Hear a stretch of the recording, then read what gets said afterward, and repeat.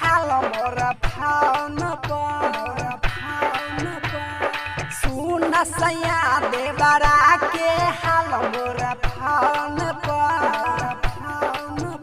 रतिया फेरले बाहात दुनो जबान पर रतिया फेरले बाहात दुनो जबान पर सुन सैया देवरा के हाल मोर फाउन पर सुन सैया देवरा के हाल मोर फाउन पर रतिया फेरले बाहात दुनो जबान पर रतिया फेरले बाहात दुनो जबान पर रतिया फेरले बाहात दुनो जबान पर डीजे मुन्ना राज झिटकी बजा रतिया फेरले बाहात दुनो जबान पर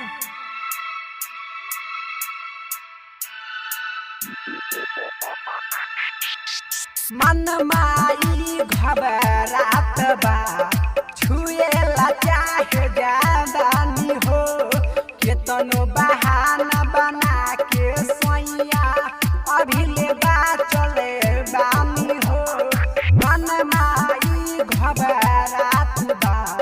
छुएला चाहे जादानी हो केतनो बहाना बना के सोइया अभी ले बा चल बानी हो रहत नहीं खे सुनाऊ हमारा कहन रहत नहीं खे सुनाऊ हमारा कहन रतिया फेरले बाहात दुनो जबान पर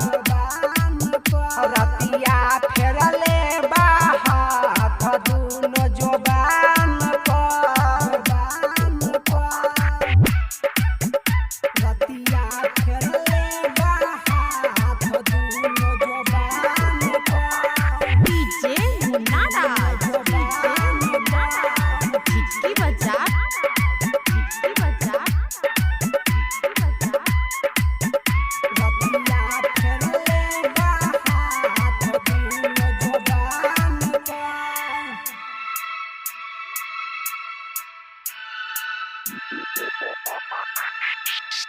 काम काजी छोरा रहे दा तू जल्दी से घरे आ जाहो केतनो पैसा लागी भले शादी भाई के करे बादा हो काम काजी छोरा रहे दा तू जल्दी से घरे आ जाहो केतनो पैसा लागी भले शादी भाई के करे बादा हो सुन शिकायत नीति से राज के फोन पर सुतेला चाहे धनंजय छत पलंग पर रतिया फेरले बाहात दुनो जबान पर